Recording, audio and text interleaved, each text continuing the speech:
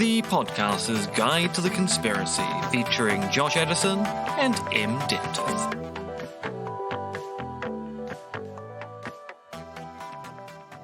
My guest this week is Matt Shields, an assistant professor at Wake Forest University in North Carolina. Matt is the author of, amongst other things, Rethinking Conspiracy Theories, which appeared in Synthese earlier this year, and Conceptual Engineering, Conceptual Domination, and the Case of Conspiracy Theories, which will appear in a special issue of Social Epistemology that I'm editing. Matt was also a panelist at the first international conference on the philosophy of conspiracy theory, where I was showcasing new work by new philosophers. So it's great to welcome Matt to the show. Hello, how are things in North Carolina on this historic day in the Republic of America? Well, first off, thank you so much for having me. Waiting a bit with bated breath here about the outcome of the election today, and we'll see what happens. But I can't say I'm holding out much hope for a good outcome. I suspect there's been probably a preponderance of conspiracy theories around this particular election. Absolutely. A great deal of them. It does seem that the stolen election conspiracy theories are already being espoused by people who look like they're going to win, but are using it as an excuse for saying, well, if I don't win, it definitely isn't because people didn't vote for me. It's because Joe Biden went around and personally put extra ballots in the boxes. Yes, that's right. That's a very interesting kind of evolution of the stolen election conspiracy theories, that additional element where even though they're favored to win, they're still deploying that type of view. Yeah, with Joe Biden as a kind of electoral Santa Claus, but only rewarding the bad kids and not the ones. Now, that's a good way to actually get into the trivial question I like to ask all the academics who work on conspiracy theory. What actually got you into conspiracy theories in the first place? Yeah, we had a chance to talk about this a little bit at the Pitzer conference that you mentioned, which was kind of helpful for thinking about this question for me. How did I get into the conspiracy theory literature?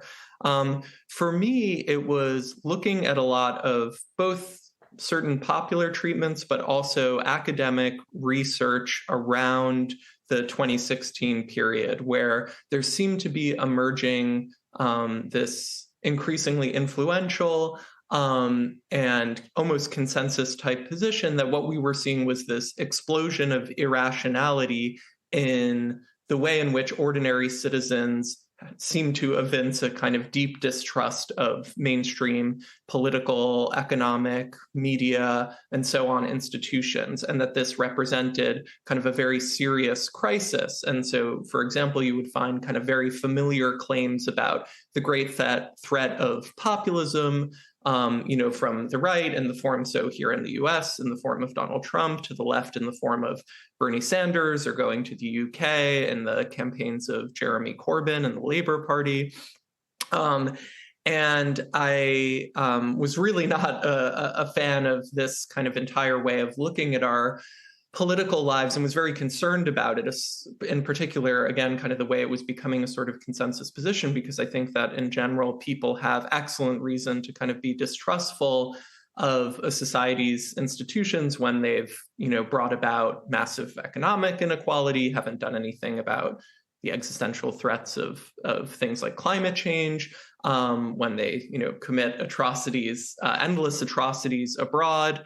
And when the very figures who are sort of promoting this kind of narrative about the, unwashed masses and their unwarranted distrust and expertise in mainstream institutions, when those very institutions themselves are responsible for a great deal of so-called kind of misinformation, disinformation, and propaganda. So just to give kind of one example that I feel like really kind of stuck in my craw, was I noticed that the editor-in-chief of The Atlantic, Jeffrey Goldberg, was, writing pieces about the perils of conspiracy theories when he himself had written this kind of infamous, in my view, piece it was in March 2002 in the lead up to the Iraq War in the New Yorker that was absolutely crucial for pushing the view, and some might say, and maybe we'll even talk about this, the conspiracy theory of a link between Saddam Hussein and Al-Qaeda.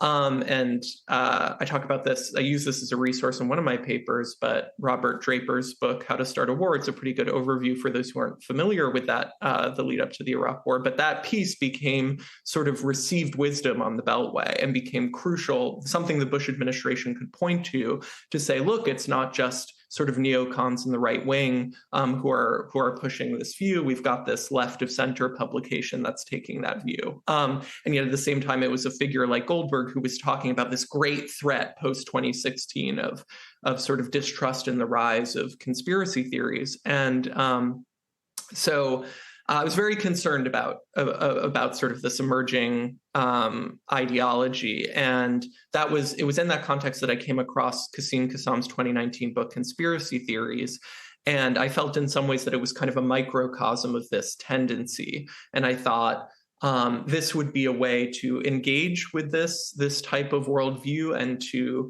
critique it, and then that became sort of my introduction to the world of conspiracy theory. And I realized Qassam wasn't alone, but I was also very pleased to see that, that wasn't the only position that was on offer. Yes, actually, that brings us quite nicely to the second obvious question. So Qassam's 2019 book, Conspiracy Theories, is rather light on talking about other philosophers engaging in conspiracy theory. There are two rather derogatory references to David Cody and Charles Pigden.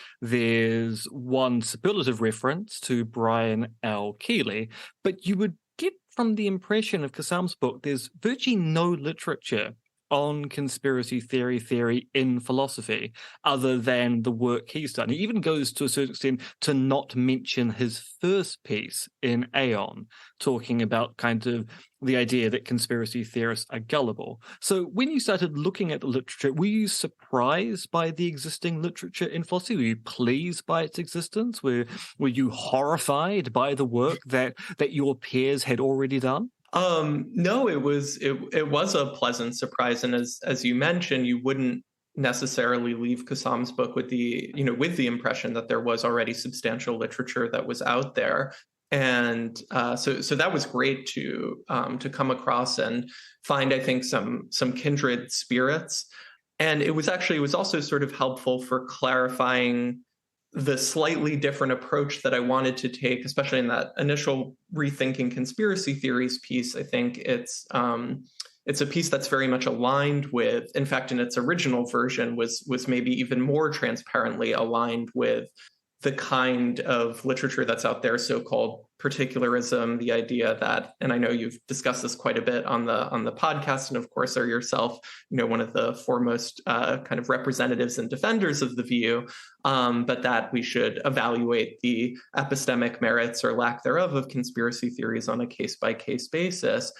So it was helpful to encounter and interact with that literature to sharpen up kind of how I wanted to approach things from, again, I think a kindred perspective, but also a slightly different one. And that brings us quite nicely to Rethinking Conspiracy Theories, in which you critique generalism in a rather novel way. So you focus on the kind of exemplar conspiracy theories that you claim generalists uncritically center in their analyses. So let's talk a little bit about domination and dominant versus non-dominant institutional conspiracy theories. So what is a dominant institutional conspiracy theory and what is a non-dominant institutional conspiracy theory?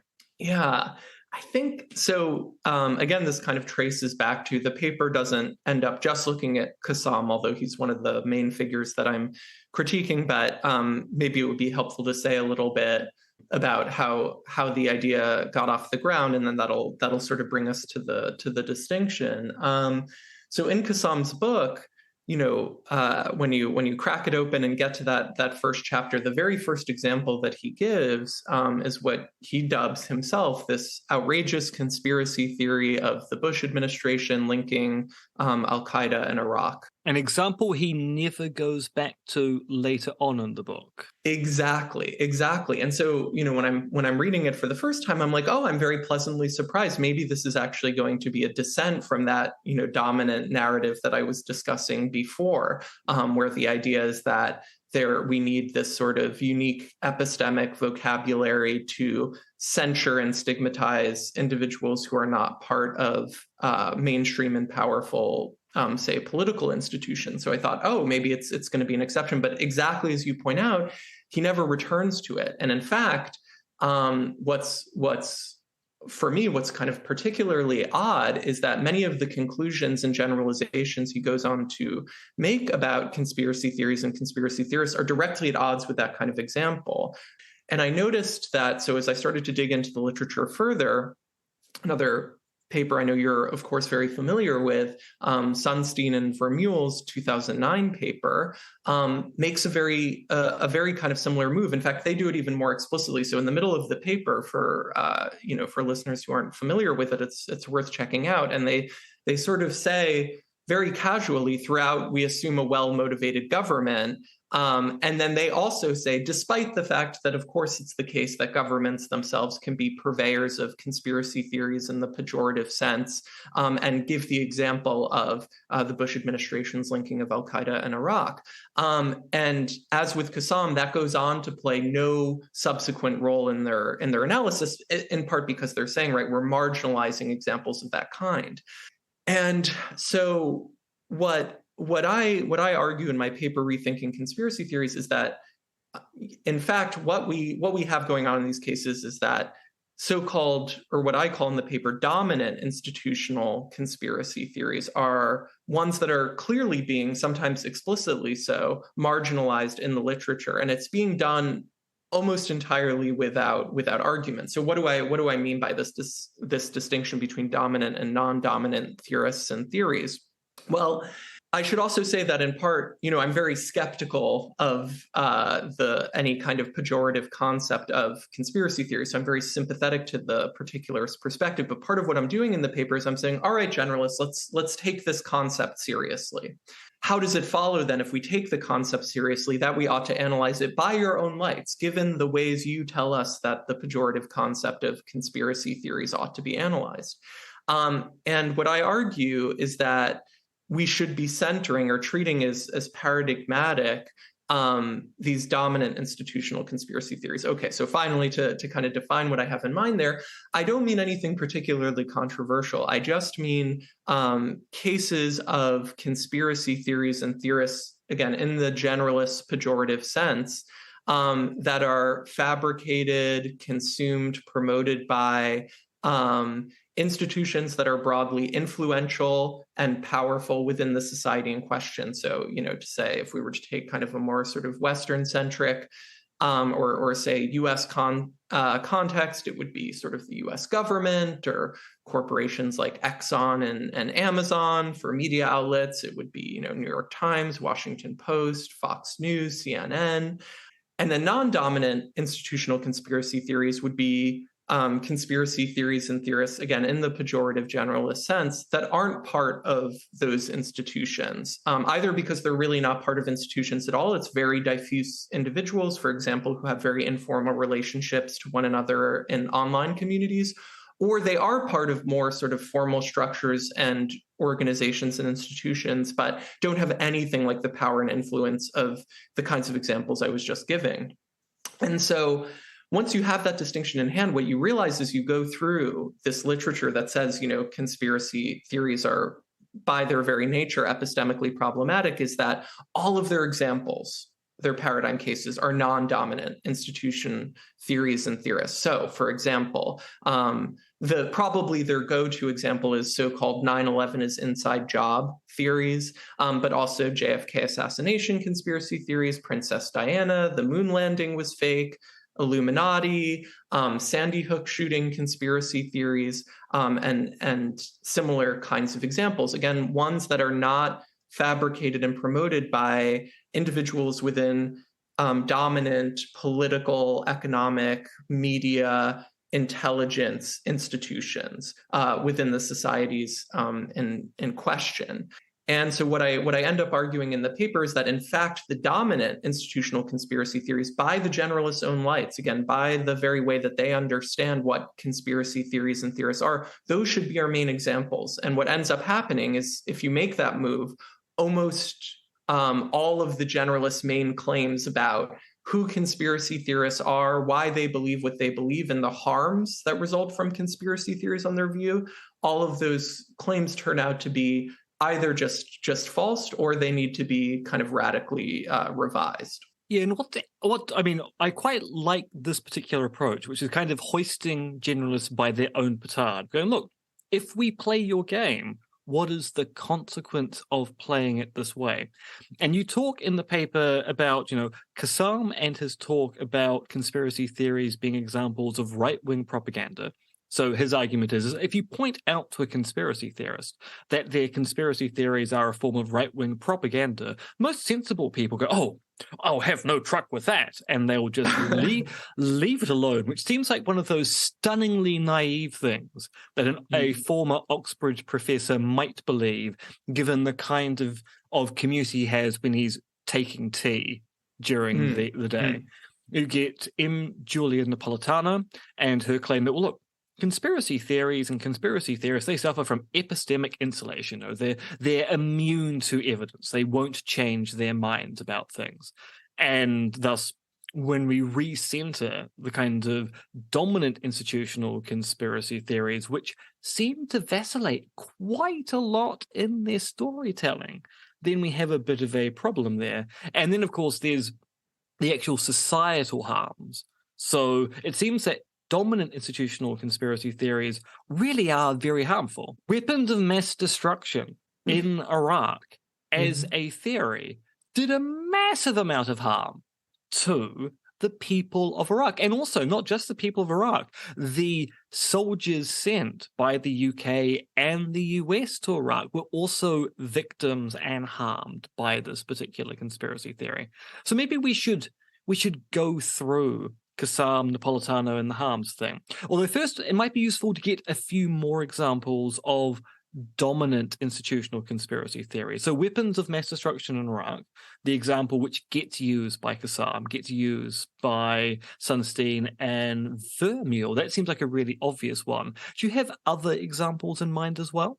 Yeah, absolutely. I'd be happy to talk about kind of other ones, but I'll talk about the other sort of main case study that I have in the paper of dominant institutional conspiracy theory and theorists is cases of domestic and particularly what I focus on are global McCarthyism. And that phrase global McCarthyism, there I'm indebted to the journalist Vincent Bevins, whose recent book I highly recommend called the Jakarta Method, where he discusses global McCarthyism as kind of a concept. But the idea, whether it was on the domestic scene in the mid and earlier 20th century in the US, and then kind of throughout the latter half of the 20th century globally for the US, the idea was that wherever one found growing support for communism within a population, again, whether in the US or abroad, that in fact these were people who were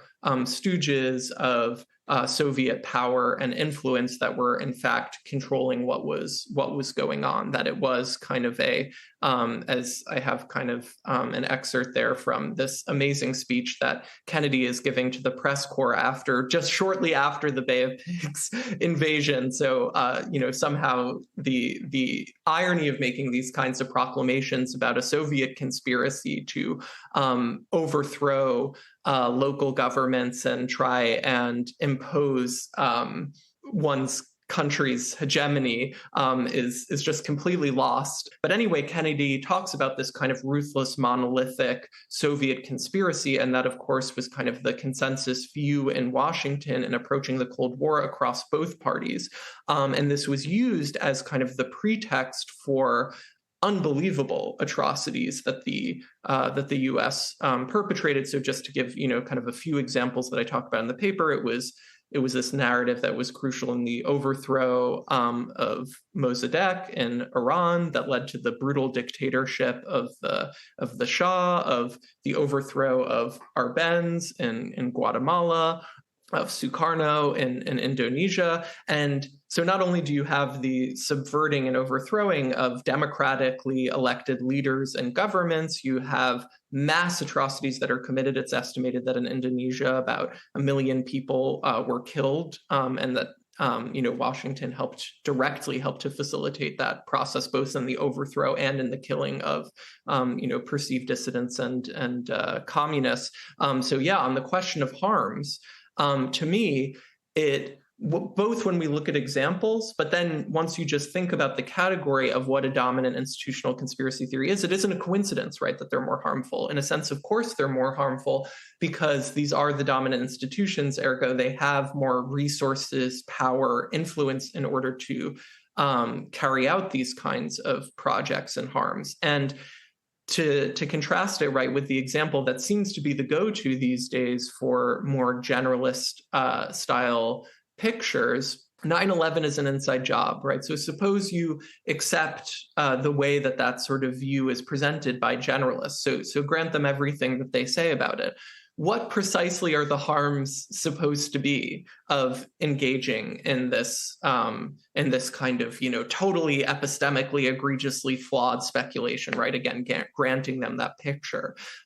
It's to me, it's totally mysterious, and it's never really discussed. And in fact, often what you find, I think, in the literature, both among generalists, sometimes you find this in the social science literature, I found too, although you're sort of more of an expert on it than I am.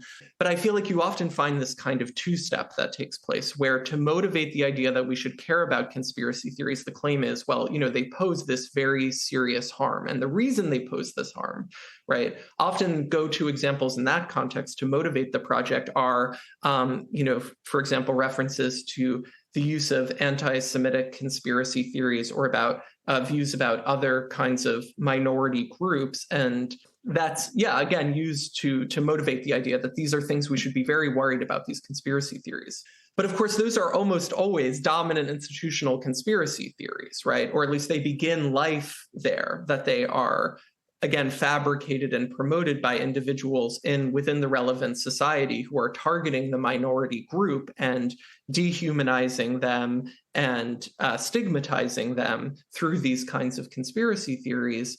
Those are part of the dominant political, media, economic matrix within that society. But then the examples that are analyzed, right, whether it's in the social science literature, often, not always, but often, and then in the generalist philosophical literature, is the example like 9/11 is an inside job, or JFK assassination, or Princess Diana conspiracy theories. And to me, there are some cases like the Sandy Hook conspiracy theories where, you can say there are direct harms to individuals, right? The relentless harassment of the families of Sandy Hook victims, which of course is terrible, and one shouldn't trivialize those harms, but they simply don't compare. So that's the best case scenario. I don't even know what the harms are supposed to be in the other cases, other than very abstract harms to, our epistemic structural life in terms of distrust in experts, and we can talk about that. I don't think it's very compelling. The arguments are very compelling there either, but they're very speculative and very vague. So I don't even know what the direct harms are. But even taking the case like the Sandy Hook case, which would seem to be the best one for the type of harms of non-dominant institutional theories, they just pale in comparison to the entire overthrow of a political system, the mass slaughter of civilians, and all of the knock-on harms and effects, as you were just talking about, of these kinds of dominant institutional conspiracy theories. So that would be one major reason to center those kinds of conspiracy theories in our analysis. Yeah, this reminds me of a conversation I was having with David Robertson recently, who's a religious studies scholar who looks at conspiracy theories and kind of the intersection between certain kinds of conspiracy belief and religious belief. And one of his perennial complaints about the work in the social sciences is that often the way that conspiracy theory is defined makes it sound pretty close to religious belief. But they never criticize religious belief because that's a sensible thing that sensible people have in sensible societies. Whereas conspiracy theories are bad. And there's this kind of weird knock-on effect of going, well, look, we're going to say this thing is bad and then backport our analysis to explain why it's bad, rather than go, what are the actual deleterious social consequences of beliefs and what are the products of those beliefs, which is why you end up having the situation where these kind of dominant institutional conspiracy theories are often not even called conspiracy theories. The thing which is so interesting about the weapons of mass destruction narrative is that many of the people in the social sciences don't consider it to be a conspiracy theory. They go, well, it's been admitted to. It's part of the official theory now. Well, 9/11 conspiracy theories, all those, they're called conspiracy theories, and we know conspiracy theories are bad. We don't necessarily know why they're bad, but we know they are bad, and now we've got to explain why they're bad. Absolutely. And note the very idea of sort of baking into the definition. I mean, there's some complicated kind of literature back and forth about this, but just to kind of zoom out at the most general register, the idea of baking into the definition of conspiracy theories that they would be at odds with official stories. I mean, that's kind of the very move that, going back to what we were talking about at the beginning, is the kind of thing I'm very concerned about, which is developing or inheriting uncritically a unique epistemic vocabulary for critiquing people who are not part of the halls of power, right? So that these are flaws that the bewildered herd has, but the people who are members of dominant institutions, well, by implication, right, are exempt from these kinds of flaws. And it's that kind of way of thinking that I'm very concerned about, and that, in large part am trying to critique in the piece. So what happens to generalism if we center non-dominant institutional conspiracy theories in the analysis? So we move the focus away from these non-dominant ones, and we go, let's put the focus on the dominant ones, the ones that have actual harms, the ones which cause, are propagandistic, the ones which are weirdly formed in an epistemic way. Is generalism tenable once we refocus our attention on dominant institutional conspiracy theories?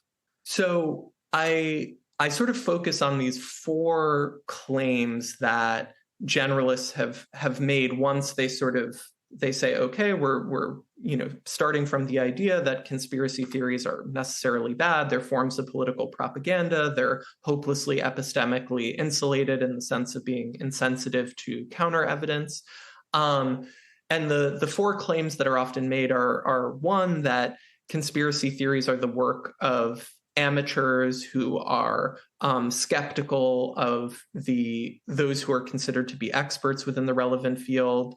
We get the idea that they are the province of fringe political extremists, rather than, sort of sensible centrist mainstream ideology. We get the idea that they're promoted by individuals who have sort of negative life circumstances. They're downwardly mobile socioeconomically. That is, they're poor, they're undereducated.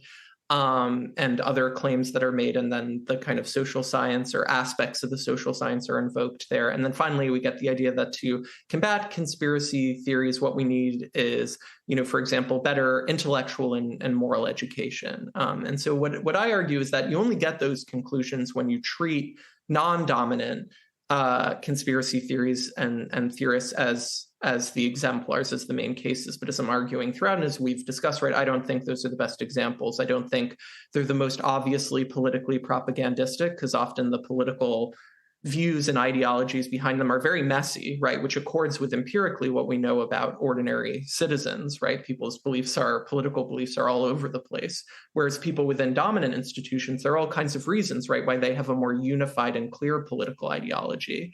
I also think that dominant institutional theories and theorists are more epistemically insulated. And the reason for that is there are major costs to dissenting from the conspiracy theory, right? If I'm not on board with domestic and global McCarthyism, I'm not getting a job at the CIA or at the State Department or whatever. And similar with if I'm not on board with claims that are being made about Iraq under the Bush administration, and indeed both major American political parties. So what happens then is, if I take cases like, say, global McCarthyism or Iraq conspiracy theories, and I treat those as paradigmatic, those four claims, I think, all turn out to be false or just need to be completely revised. So the first one, conspiracy theories are amateurish and not advocated or fabricated by individuals who are deemed to be experts isn't the case, right? So obviously, and I go through this in kind of quite a bit of detail in the paper, but many of those who are considered experts in terms of especially the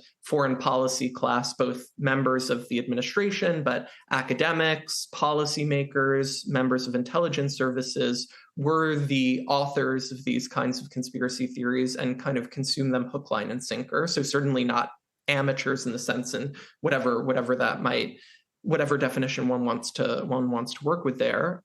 It's also not the case that it's political extremists, right? These were consensus views, global McCarthyism and many aspects of domestic McCarthyism, right?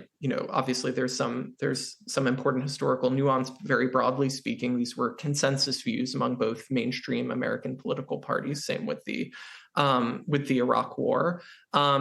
And then these are among the most educated, best well-off socioeconomically, have the most kind of social prestige of anyone within their society in terms of the people who are the authors and consumers of dominant institutional conspiracy theories. And then it doesn't seem like improving education is the best or even apt antidote for dealing with the harms that result then from conspiracy theories so construed, because again, these are individuals who have had sort of the best possible educations. It seems like what's needed instead is a complete restructuring of our dominant institutions, restructuring of our dominant political, economic, media, and so on institutions so that they can't serve as vehicles for these kinds of projects.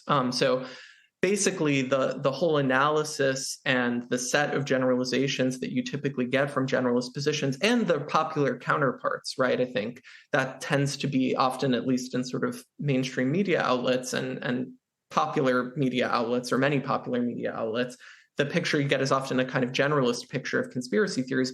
Almost all of those claims turn out, again, to be false, or they need to be completely overhauled. So is there a room for generalism, do you think, or do we need to just bite the bullet and be particulars when it comes to claims of conspiracy?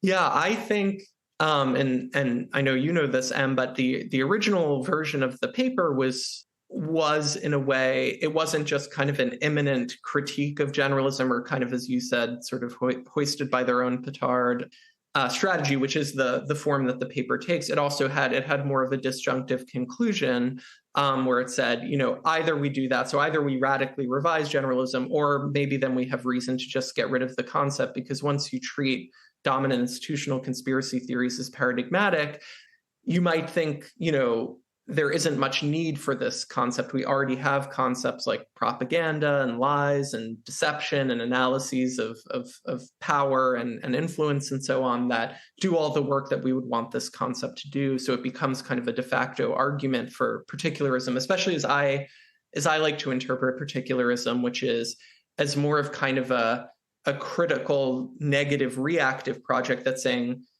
look, there is this concept that's out there, both among ordinary speakers, but also, and most crucially, among speakers with various kinds of formal authority, this concept that conspiracy theories, by their very nature, by definition, are flawed, problematic.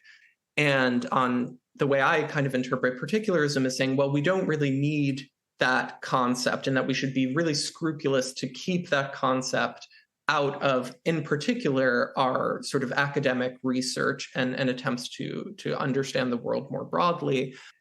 Instead, we just need the concepts that we have of a theory that posits a conspiracy, totally respectable concepts. We don't need to add this additional negatively valenced concept of conspiracy theory. So for me, the paper is very much, it's not just in spirit kind of aligned with particularism. I think it is a de facto argument for particularism. Yes, and that gets us quite nicely, I think, to your forthcoming paper in social epistemology, because as you point out, there's a kind of move that generalists make where they appeal to what is often taken to be a kind of an ordinary language conception of conspiracy theory, which is, look, the folk, and the folk are very wise. We have to always obey and respect what the folk say. The folk think conspiracy theories are mad, bad, and dangerous.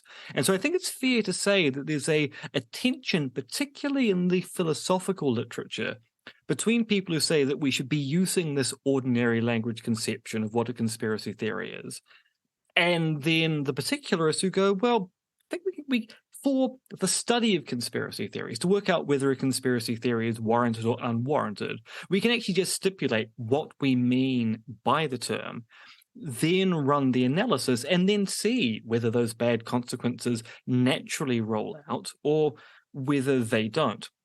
Now, in conceptual engineering, conceptual domination, and the case of conspiracy theories, you wade into this kind of debate. But I guess for non-philosophers, and there are a few who listen to this podcast, we should probably get clear on what conceptual engineering is. I mean, do you need a particular philosophical degree to engage in conceptual engineering? Not in my view, although it would be interesting. It would be just imagine the health and safety for conceptual engineering, because the scaffolding on that idea, very rudimentary. Better wear a helmet. That's right. Well, so it's this way of thinking about what we are doing as philosophers that's kind of exploded in popularity in recent years. And so I'll say a little bit about why I think I'll say, of course, what it is, and then I'll say, or how philosophers think about it. And then, but I think it's helpful to start with the question of why is it so popular?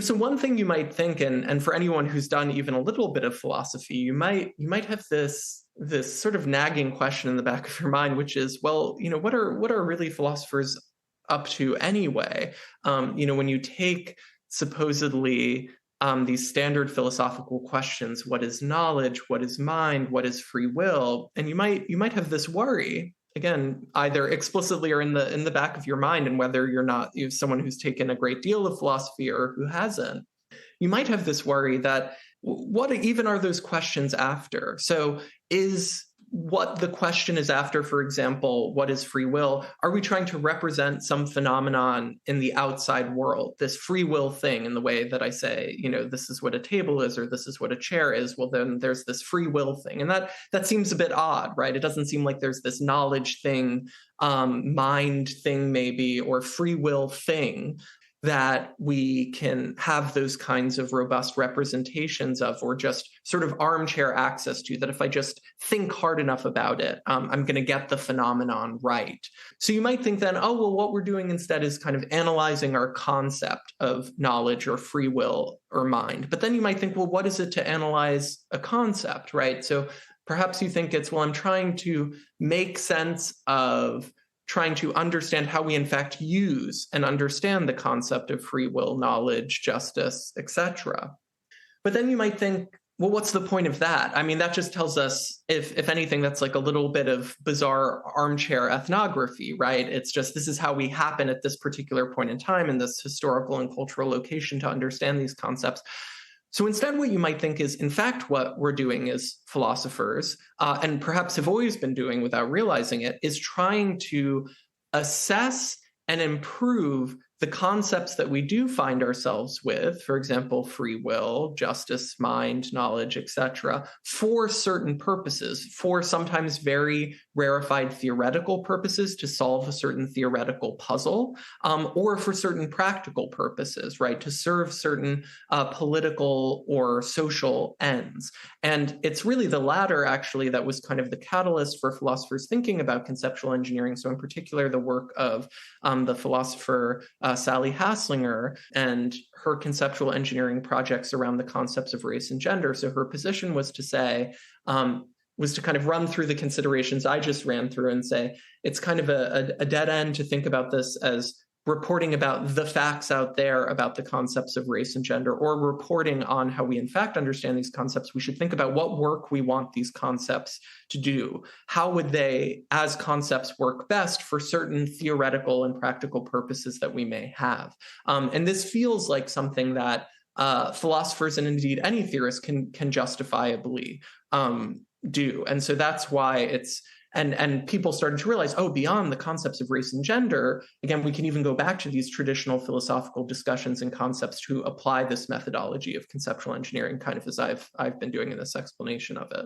And what's particularly fascinating is that You're right to say it's a relatively recent thing that philosophers have engaged in. So for a discipline which is arguably around about 3,000 years old, if we want to trace ourselves back to the ancient Greeks and just be very Western-centric in our view of what counts as philosophy. The fact that it was in the late 20th century, early 21st century that we went, it may actually turn out that it's not just we're finding out what the term means. We actually might also be kind of engineering or even bringing assumptions or preconditions into these concepts. It's kind of astounding that, I remember when I was doing my PhD, we just talked about conceptual analysis. You just sat down, you thought about what a concept was, you unpacked the idea, you wrote it down, and a sensible person would agree with you. But as you point out, Hesslinger, when she starts talking about things like race and gender, you start going, actually, it turns out people disagree. When you start unpacking the term, there are all of these valences in the terms, which some people see and some people don't. So I think arguably there's some standpoint epistemology stuff coming in here for our kind of understanding of concepts. And now, as you say, it's become a kind of exploding growth industry. Now, you've contributed to this exploding growth industry because you've gone beyond conceptual engineering. You're now doing domination. You're engaging in conceptual domination. Now, if we're using the analogy that conceptual engineering is like an engineering degree, now I have to ask, what's going on with the domination part of conceptual engineering? Is there a conceptual GIMP master? Is there a suit? Are there safe words? The people need to know. Yes. Well, I want to say absolutely. So you're right to say I am a fan of a lot of what's being said and done in the conceptual engineering literature, but I started to develop this worry that within that literature, especially as philosophers, we're starting to see, actually, this goes back to kind of your question about whether or not you need a philosophy degree to do conceptual engineering. Well, philosophers were starting to know, well, wait a second, it looks like conceptual engineering is happening all over the place. So to take some examples from the philosopher Hermann Capellen, he looks at legal contexts and in psychiatry, where it seems like we're often, even kind of from scratch sometimes, articulating novel concepts. Or we're simply building concepts that are useful for the purposes of those domains. But my worry became, especially as we have this more expansive view of conceptual engineering, that we think it's kind of happening in sort of throughout our lives, that it's this too idealized picture of how conceptual disputes, that is, arguments over how we ought to understand a certain concept, how those actually play out, that in fact, philosophers were falling prey to, and maybe you think that this is kind of a general occupational hazard that we have, which is projecting ourselves into disagreements and disputes, or rather, one might think, kind of idealized versions of ourselves, how we would like to think we would argue and disagree in these contexts. And in particular, that idealization is that it's sort of this perfect game of giving and asking for reasons, right? So I say, well, we should use the concept of, say, gender or the concept of speech in this way, given these considerations. And then the person who disagrees with me says, either accepts those considerations or offers, reasons of their own that, maybe defeat my view. And the thing is, when you step outside of sort of this idealized projection of how conceptual disputes play out, you realize, of course, in the real world, inflected with power and material interests, that's not at all how it plays out. So I have this paper just called Conceptual Domination, in which I say often what's going on in many real world contexts, and one might even think in some philosophical contexts, is that in conceptual disputes where there's an argument over how to understand a concept, is that one party, it's not that both parties are trying to arrive at the best concept so that they're both engaged in an engineering project, even if superficially on the surface that's what they claim to be doing. Often what's going on is that speakers are trying to impose their view of the concept on other speakers, regardless of what the best considerations turn out to be for making sense of it. So in the paper, I give a couple of examples. I'll just very, very briefly mention them just to give people kind of an idea of what I'm going for. So I give the example, just I guess on a Bush administration kick, of the infamous kind of torture memos, where a number of scholars would say, the view of torture, of the concept of torture that was being articulated in the memos, was really, really shoddy scholarship that was, and I use kind of the work of legal scholar and himself a philosopher, David Lubon, to make this case, but really reverse engineered to arrive at a view of torture that would permit all the things that the Bush administration wanted to do to detainees and to generate the kind of information that they wanted for their foreign policy. So these were not, and people have used that example of the torture memos without quite acknowledging it in this literature to be like, oh, that's an example of conceptual engineering, right? People engineering the concept of torture. And I think that's really not what's going on. We need to be much more fine-grained here. These were not, genuine inquirers who wanted to really arrive at the best concept of torture. Instead, they were trying to impose this concept of torture to pursue certain ends that they had no interest in critically reflecting on or potentially changing their minds about. And I give another example of kind of advocates in the multi-level marketing industry pushing this view of the concept of pyramid scheme, where again, their outward public-facing justification is that this is the best concept. This concept will help to avoid fraudulent practices. It'll make sure that, the industry is on the up and up. And of course, none of this turns out to be the case when you look at the actual sort of scholarship from consumer advocates on these kinds of definitions of conspiracy theories. And so again, I think it's a mistake to view this as a form of conceptual engineering, as doing what philosophers ideally like to think of themselves as doing. Instead, this is about trying to impose a view of a concept to serve certain interests that the speakers are not in the business of critically reflecting on or evaluating. So you could think of it as kind of conceptual shouting, where you go, well, what I think the term means, no. What the term actually means, what the term actually means. And the torture memos is a really great example, especially given the euphemistic enhanced interrogation terminology that was eventually settled upon when people went, does look like it's torture and torture's bad. But if we just rename the concept, it's just enhanced interrogation. And that means suddenly you get people like Chris Hitchens to come on board with it. He's against torture, but enhanced interrogation, that's not torture. It would be called torture if it was torture. It's enhanced interrogation instead. Now, What does this have to do with conspiracy theories? Well, so some folks in the paper that you mentioned, I'm looking in particular at a paper by M. Julia Napolitano and Kevin Reuter called "What is a Conspiracy Theory?" Right? Is that yeah? Yeah, that's Just correct. making sure I have the citation correct. There are so many different permutations of what is a conspiracy theorist, what is conspiracy theorizing, anyway, So it's looking at, they sort of invoke this conceptual engineering literature, both to defend a view that they have and to set up these as sort of the backdrop of these studies that they've done of ordinary usage regarding the concept of conspiracy theory. But so to defend that kind of project, and I'll say a little bit about that in a second, but also to sort of reinterpret the conspiracy theory literature, so that they take views like yours and other particularists and say, these are themselves conceptual engineering projects, and ours is a conceptual engineering project, and here's why ours, works better than the one that the particularists are going for. And so, right, they carry out these studies of ordinary speakers that they take to show that, well, the ordinary concept of conspiracy theory is sort of negatively evaluative. That is, it is basically a pejorative concept. It's, conspiracy theories are bad. That's baked into the definition for ordinary usage. And then they say, what we want to do with our engineering project is we want to be, in some ways, it's actually very different, interestingly, than many conceptual engineering projects. Many conceptual engineering projects say we want to leave ordinary usage behind. We don't want to be beholden to it. Their position is, no, we want to engineer, clean up ordinary usage a little bit, sort of around the edges, but we want to preserve this fundamental aspect of ordinary usage that conspiracy theories are bad, which again, they take their studies to show. And we could talk about whether or not their studies actually show that, but for the purposes of my discussion, I just take that for granted. I let them have that. My concern is the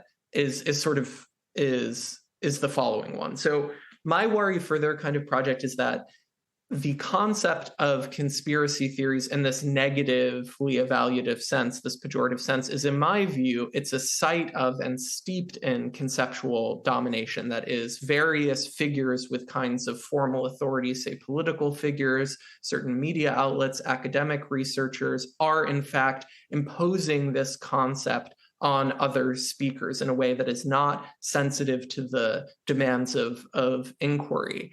And my worry is that, and in some ways this critique is kind of a microcosm of a worry that I have about aspects of the conceptual engineering literature in general, using conceptual engineering as an excuse not to engage with or think about the broader context in which the concept you're trying to engineer is actually being used. And we can see that by just thinking about, right, to take some sort of extreme examples, I think we can see how bankrupt it is, although it's often not at the forefront of philosophers' minds. So suppose I was going to try, and let's take your example of enhanced interrogation techniques. I was going to say, okay, I've got a new idea for a paper. I'm going to conceptually engineer enhanced interrogation techniques.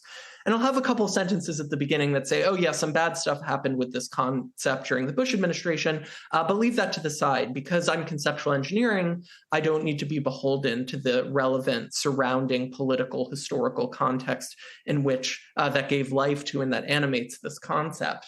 I think we would say that's an egregious mistake. And I think we should say the same thing about this pejorative concept of conspiracy theories. So my worry would then be that if you don't pay attention to that broader context, then inevitably your project, even if it's done with the best intentions, even if it is correctly interpreted as a form of conceptual engineering, because it doesn't reckon with this broader concept of context of domination, ends up contributing to that form of conceptual domination, whether or not you intended to.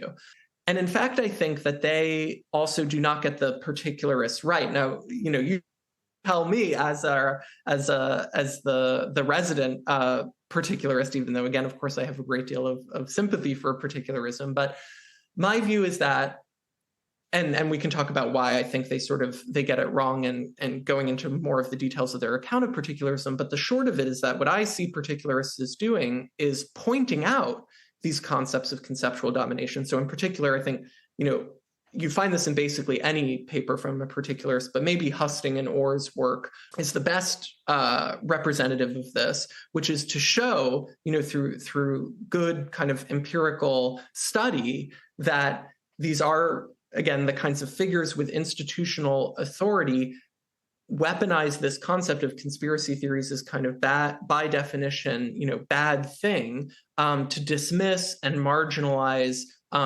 sometimes genuine dissident perspectives, and just in general, anyone who doesn't subscribe to the consensus mainstream view. And what I see particularists as doing is saying then that given that given that kind of history of the use and nature of this kind of concept, that among other reasons, but that is a reason to be very skeptical that there is a useful concept here, that instead what we should do is, as you were saying before, right, opt for this neutral concept. But the opting for the neutral concept I see as a move against a kind of conceptual domination, right? So you could call it conceptual engineering. I don't think it's particularly helpful to do it because, again, I see the particularists as kind of making this defensive sort of reactive move that's saying, there is this bad concept that's doing this bad thing. Let's get rid of it or not add it to our theoretical and practical projects. So let's work with this reduced, but in fact better vocabulary for analyzing conspiracy theories. Actually, that's a nice point for me to wade in on here, because one of my reactions to the paper by Giulia Napolitano and Kevin Reuter was that they describe my project, when I talk about defining what a conspiracy theory is, as an example of conceptual engineering. Now, admittedly, I will say it's a form of conceptual analysis, because I break the terms apart, conspiracy and theory, and give a nice value-neutral, non-pejorative definition. But I also often go, look, it doesn't really matter what the ordinary language conception of conspiracy theory is. I'm going to stipulate a meaning for debate. and then go through the process of, if we stipulate this particular meaning, what do we get? And then argue, well, this is probably the best meaning to take if we're interested in studying whether there's problematic belief in these things called conspiracy theories. So I'm glad to see that I'm not necessarily engaging in engineering there with my kind of stipulation, although it's quite clear they think it's a form of engineering, that by moving away from a negatively encoded or non-pejorative definition, we are engineering the concept away from ordinary language users, which is just as you say, it's a weird move to make in the conceptual engineering space, because often we want to avoid what the folk think. And we want to go, well, actually, what is the most useful and theoretically fruitful position to take with respect to, say, free will? I mean, the example I like to use is we don't really respect the folk when it comes to physics, because people get mass and weight wrong all the time. And it would be really weird for a philosopher of science to go, well, look, I don't care what them fancy physicists say in their ivory towers. If the folk think that weight and mass are exactly the same thing, then that's how we should be using those terms going forward. So, boffins, you need to redo your equations so I can use mass and weight interchangeably going forward, because that's what the people want. You heard it. You heard it, NASA. That's how we're going to get to Mars. And that seems like a really weird way to go about it. And yet there seems to be people in the generalist camp who go, no, when it comes to conspiracy theories, that's what we're meant to do. We're meant to respect the folk notion. We're meant to respect ordinary language. Diverging from it, that's just wrong. Absolutely. That's really nicely put. And I think it's particularly surprising in these politically charged context where I think you just need very minimal assumptions to see, why that's such a strange project when it comes to a concept like, especially the negatively encoded kind of concept that they're going for of conspiracy theories, or concepts, say, like, post-truth or other things that are such a product of our political and historically specific landscape. It's not as though ordinary speakers, and I talk a bit about this in the paper, are sort of generating their concepts out of thin air or ex nihilo, as philosophers would like to say. In fact, that ordinary usage is often, both for kind of more principled reasons, but then just for straightforward kind of causal reasons, are the product of that larger environment, that larger political environment, and the usage of figures who have more of a platform to influence usage more generally. And we might think that broader political climate is one that, particularly as philosophers, we might want some critical distance from. In other words, we shouldn't assume that just because the concept is out there in our political lives, that it's necessarily doing good work for us. I think we should have the critical distance to think maybe this is the kind of thing we should, at the very least, interrogate. We should wonder about, its popularity, the kind of work that it's doing. We should, think very seriously and, again, critically about that. And maybe if on reflection it turns out we still want to endorse it, then fine. But at the very least, we have to go through that process. And it turns out, when you look at the conspiracy theory literature, the people who have actually done that work, right, have concluded that no, in fact, it has some very insidious effects that we should be worried about and should motivate us to change our orientation towards this, quote unquote, folk concept. And in some ways, I think it's even, it can be, even though this is the way they talk about it as this ordinary folk concept, it's almost misleading, right? Because if you think that, non-ordinary speakers have a disproportionate influence, again, for both sort of more principled reasons we could talk about, but just for straightforward causal reasons, have a bigger platform, can reach more people, have more influence over usage. There isn't this sort of sharp cut between ordinary usage and the usage of, non-ordinary speakers, where by non-ordinary speakers, I mean any speaker vested with some kind of institutional formal authority, whether a politician or an an academic or a journalist at a certain kind of media institution, those speakers are just, their usage carries more weight. So I think it's very odd to think of ordinary usage as this kind of hermetic, self-contained unit that's untainted by the broader historical and political context of the concept. And so part of what I argue in the paper is that sort of approach is also a mistake. Yeah, their approach is one which ignores the role of power in society, that all ideas come from the folk, they all emerge from the bottom up, they bubble through our politic and our society, and the people at the top are simply using the terms as the folk use at the bottom, without going, may not work that way. Now, there's the infamous CIA memo from the 1960s, where the CIA is very concerned that people are spreading what they take to be unwarranted conspiracy theories about the assassination of JFK. And there are certain conspiracy theorists out there that go, this is the origin of the term. It was invented this day by the CIA to tar and dismiss all conspiracy theories, which is historically inaccurate because we have references going back to conspiracy theory at least to 1902, and that reference indicates the term is being used again. We just don't know when it had been used earlier. But it is also true. The CIA were going, look, we do need a label that we can apply to these theories that will make people think less of them. And if we call them conspiracy theories, a term which already has a negative valence in our society, people are less likely to listen to Bertrand Russell and the fact that he has worries about the official investigation into the death of the president. And so there is a top-down imposition of meaning going on there.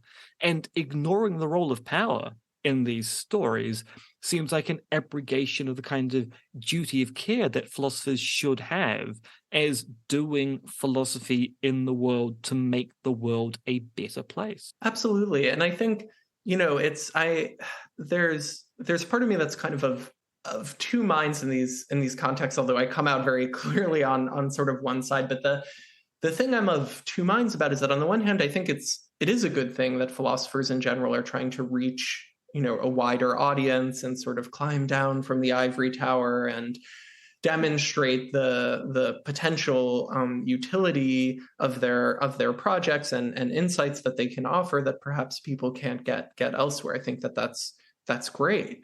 But at the same time, I think a worry I have, and this goes back to kind of how we started the conversation with a project like Kassam's, is that kind of in the almost stampede towards doing socially and politically relevant and engaged work, there isn't that sufficient critical distance and interrogation of that political and historical context in which these concepts that may well be of philosophical interest live, and that we do, as you very nicely put it there, have that kind of duty or obligation to engage in that type of criticism and at least occupy that kind of position of intellectual and critical distance from that climate before we launch into and invoke the tools of philosophy. Because the worry is that if we don't, then we just get cannibalized into all the problematic aspects of that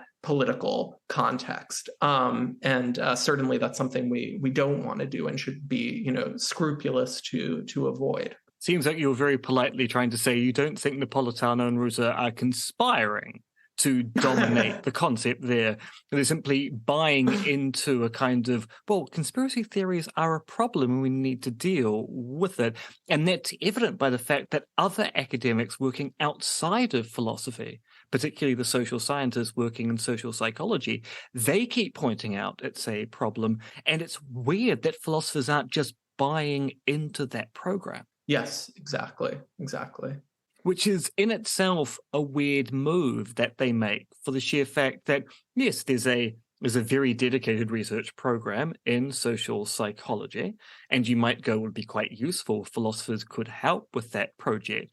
But there are also dedicated research programs in anthropology, sociology, cultural studies, political studies, rhetoric, media studies, communication studies, and they don't necessarily align with the work that's coming out of social psychology. So why are we serving, to use a gender term, one master over another? Yes, excellent question.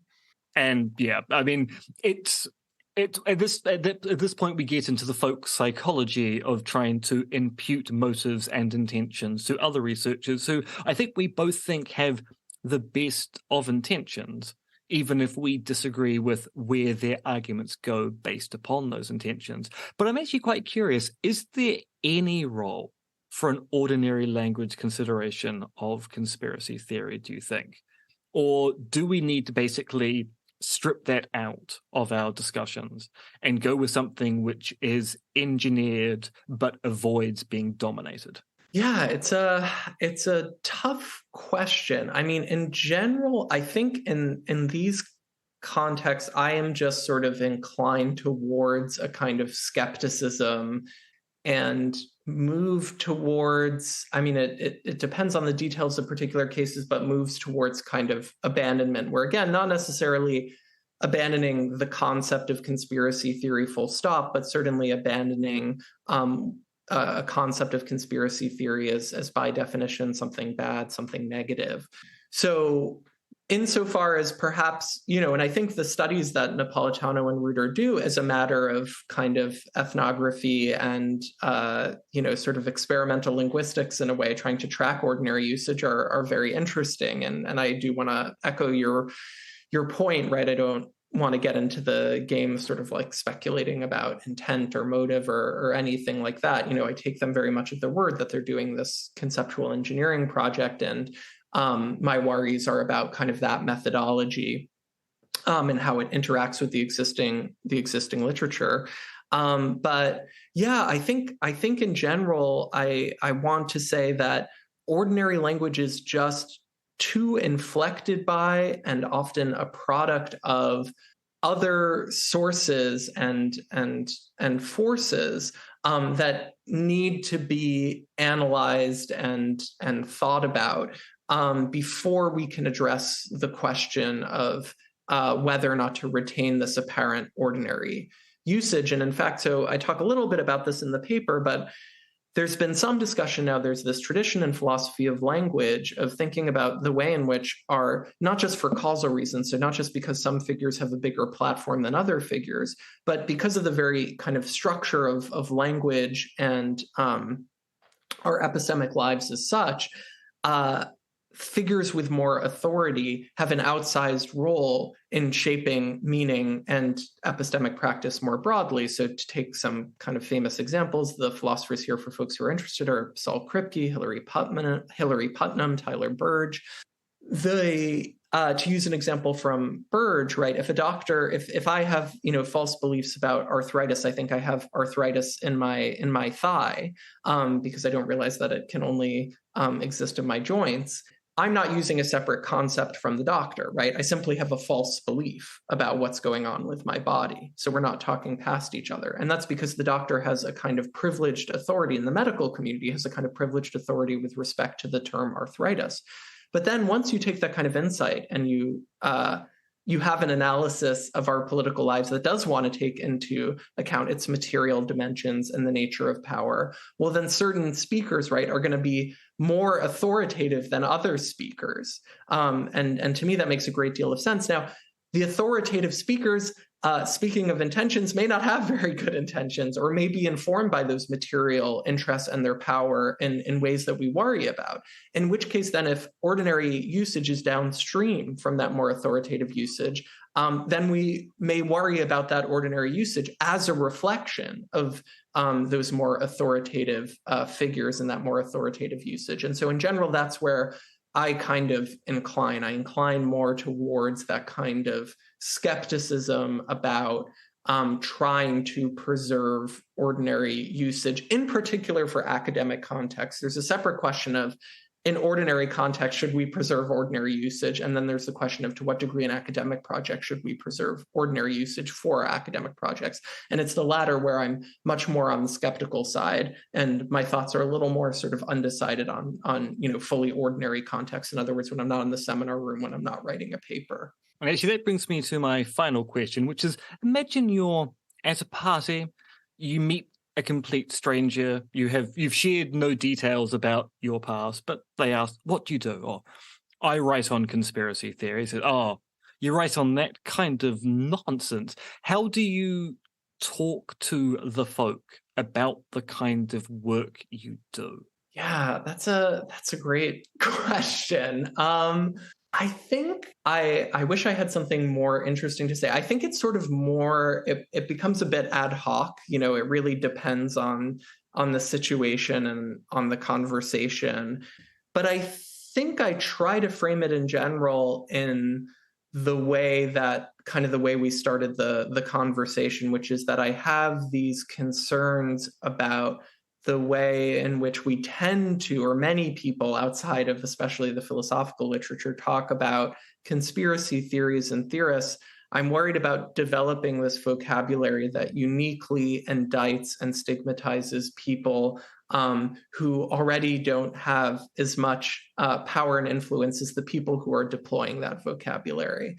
And I find that, I mean, of course, this is totally anecdotal, but I find that actually, people are receptive to that idea. I think people do have, even if they themselves certainly wouldn't identify as conspiracy theorists, do recognize that there's a kind of worry there and a potential sort of double standard that's concerning. So I think that's kind of how I try to frame things, is to maybe abstain a bit from kind of first order stuff about, this conspiracy theory or this conspiracy theorist, however that plays out in the conversation, and just sort of try and take a step back and say, well, I'm sort of worried about this concept in general, where it turns out that the concept that's at play is this more pejorative one. That is a great answer. I do something similar myself, either vacillating between the trying to defang the concept in conversation, or just leading with the, you do realize there's an awful lot of conspiracies out there, and you probably believe some of them, and just entice them to admit that they believe at least one conspiracy theory. Then I hit them with Charles Pigton's adage about us all being conspiracy theorists. And if the night goes well, drinking commences. If the night goes badly, you just fake going to the bathroom and slink away. Yes, very familiar. Thank you, Matt. That has been a great conversation. It's been an absolute pleasure discussing conspiracy theories with you in your morning and my night. Oh, thank you so much for having me. And yes, a pleasure over here as well. Absolute pleasure. We will do this again. Great. The Podcaster's Guide to the Conspiracy stars Josh Addison and myself, Associate Professor MRX Stentis. Our show's producers are Tom and Philip, plus another mysterious anonymous donor. You can contact Josh and myself at podcastconspiracy@gmail.com, and please do consider joining our Patreon. And remember, the truth is out there, but not quite where you think you left it.